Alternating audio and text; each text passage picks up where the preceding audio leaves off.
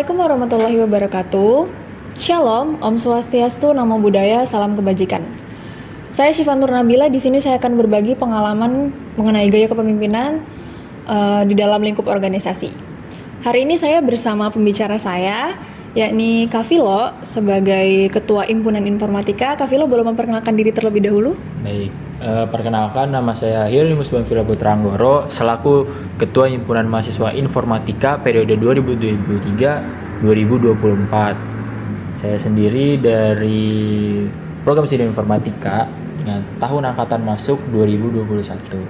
Oke, bisa kakak ceritakan sedikit tentang latar belakang kakak dan yang menginspirasi kakak sebagai Ketua Himpunan Informatika?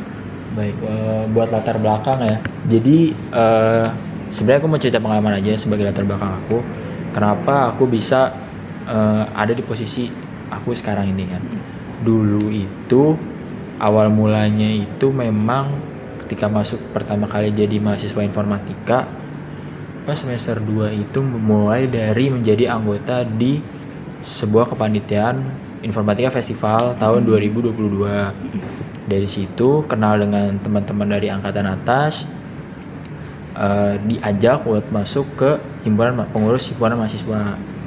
Baru dari situ masuk ke himpunan mahasiswa informatika, jadi anggota. Lalu setelah itu dari koordinator kemahasiswaan sendiri dan teman-teman kala itu mengajukan aku buat jadi ketua himpunan yang baru.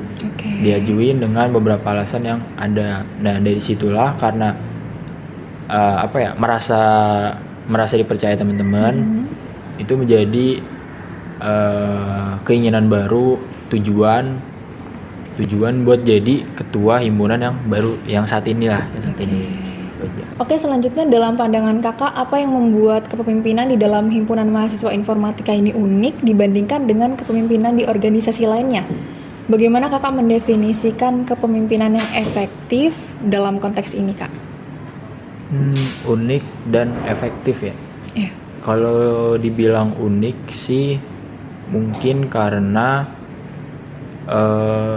kalau dalam gaya kepemimpinan sendiri atau cara pemimpin atau bagaimana si himpunan itu berjalan tuh biasanya, atau organisasi lah secara general, mungkin dia ada di cakupan entah demokratis atau mungkin liberal atau mungkin otoriter, berbeda-beda. Cuma di sini itu aku sendiri lebih sering menerapkan berbagai macam gaya menjadi satu. Jadi ada kalanya harus menjadi otoriter, ada kalanya harus menjadi demokratis. Itu mungkin bukan hal yang unik, hal yang normal, sering terjadi, tapi mungkin jarang terlihat saja. Terus efektifnya itu gimana? Efektifnya itu gimana caranya bisa membedakan kapan harus demokratis dan kapan harus otoriter. Kapan harus suara tunggal yang menjadi patokan, kapan harus banyak suara yang didiskusikan. Mungkin itu aja sih. Oh, berarti tergantung situasi gitu ya, Kak? Tergantung situasi, betul. Oke, boleh dijelaskan untuk gaya kepemimpinan yang paling sering kakak terapkan dalam himpunan, lalu alasannya dan bagaimana gaya tersebut efektif dalam membantu mencapai tujuan himpunan? Kalau yang sering digunakan itu ada gaya yang demokratis, di mana aku sendiri itu minta dan mendorong buat teman-teman atau pengurus-pengurus yang lain tuh bicara, angkat suara mengenai satu perihal supaya mendapatkan banyak insight dan mendapatkan sebuah hasil akhir yang kira-kira memang gak ada yang akan menolak dari hal itu. Itu yang karena menurut aku sendiri itu paling aman lah, itu jalan paling aman. Tapi kalau yang menurut aku efektif itu malah yang di bagian suara tunggal, ikut suara tunggal.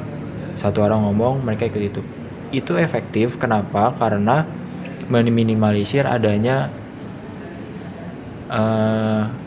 lama dalam membentuk mencari keputusan lah.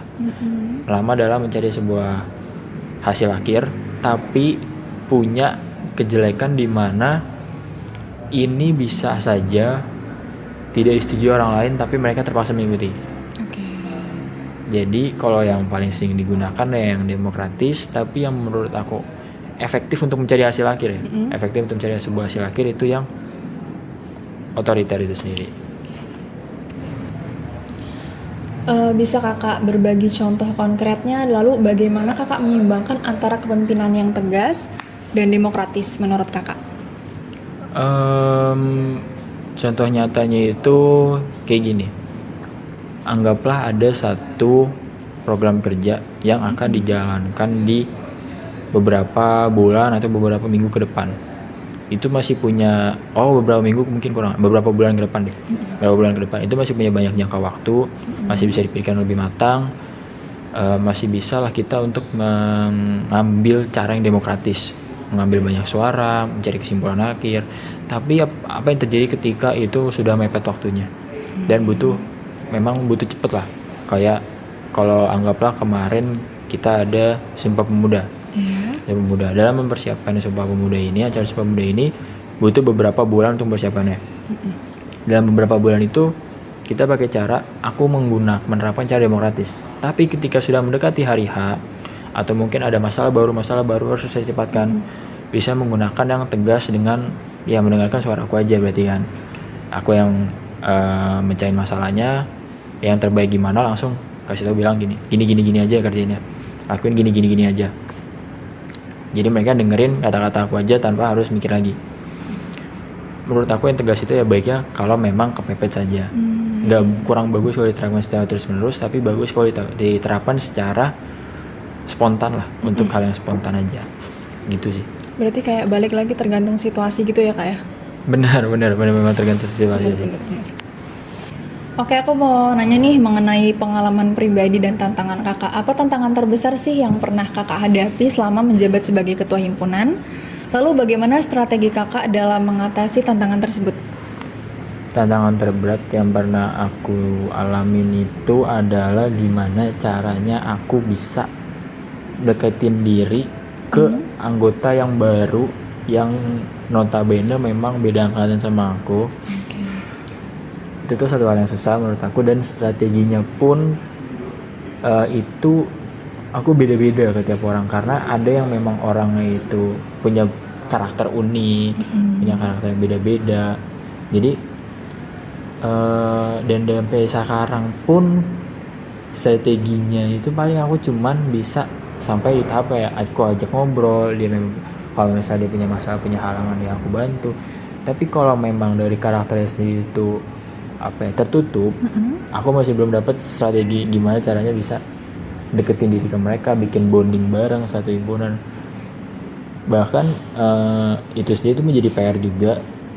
PR aku gimana caranya bisa bikin tiap angkatan tuh punya satu ikatan yang tanpa gap gitu. Itu masih sampai sekarang pun masih menjadi PR aku, masih PR terbesar sendiri, dan itu memang masih belum terpecahkan juga. Gitu sih. Lumayan susah juga ya kak ya ternyata. Itu memang tantangan paling besar aku.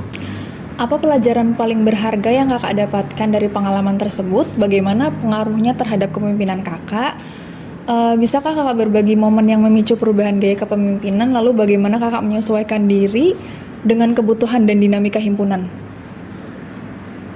Pemicunya itu ada di malah sebelum aku jadi ketua.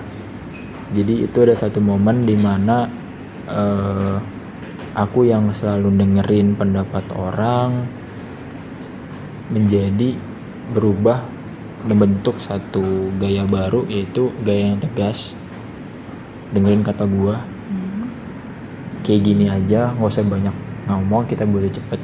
Itu ada satu momen dimana ketika saat itu diskusi itu ternyata butuh waktu lama, nggak dapet yang pengen didapetin tuh, malah nggak dapet, malah ngomong sana sini. Nah itu jadi ngubah banget, jadi satu hal yang baru buat aku buat mimpin himpunan saat ini. Terus gimana ya waktu itu bisa nyesuaiin tuh gimana caranya ya, karena waktu itu merasa nggak enak dong, kok nggak enak banget ya rasanya kayak gini. Tapi ngobrol lah waktu itu sama koordinator, katanya ini nggak apa-apa karena memang situasinya tuh butuh cepet, butuh yang saat itu udah dapet jawaban, itu nggak masalah, tapi jangan sering dipakai. Makanya sebelum yang udah aku kasih tahu ya, tergantung lah situasinya gimana, gaya kepemimpinan itu bisa mengikuti situasi dan mengikuti keperluan yang memang dibutuhkan saat itu, kayak gitu sih. Oke, ada pertanyaan terakhir nih buat kakak. Melihat ke masa depan, apa pesan atau saran yang ingin kakak sampaikan kepada para pemimpin masa depan himpunan atau anggota yang bercita-cita untuk memimpin? Apa nilai-nilai utama yang harus mereka pegang teguh? Ada 2 nilai utama, ada kompetensi sama komitmen. Kompetensi dalam dia bisa bertanggung jawab, bisa disiplin, bisa manajemen waktu, dan bisa berkomitmen dalam jadi pemimpin. Dan yang tentunya harus punya passion, emang dia pengen jadi pemimpin. Itu hal yang penting juga. Dan saran itu jangan sampai faktor eksternal itu mempengaruhi yang udah aku sebutin tadi. Jadi jangan sampai faktor eksternal, entah pergaulan, entah pacar, entah masalah yang lain itu berpengaruh ke komitmen kalian dalam memimpin, tanggung jawab kalian dalam memimpin, passion kalian juga dalam memimpin. Jangan sampai itu malah ngerubah kalian jadi males, malah jadi terbengkalai, itu jangan. Paling itu aja sih. Oke, berarti harus profesional juga, harus membagi mana prioritas dan mana yang enggak ya kak? Betul. Oke, jadi kesimpulannya gaya kepemimpinan kakak ini mengikuti situasi yang ada sesuai kebutuhan. Menghasilkan gaya kepemimpinan yang bisa berubah-ubah tergantung urgensi yang ada. Menurut Kak Vilo, nilai yang diperlukan sebagai pemimpin berupa nilai kompetensi, komitmen, dan passion sebagai pemimpin.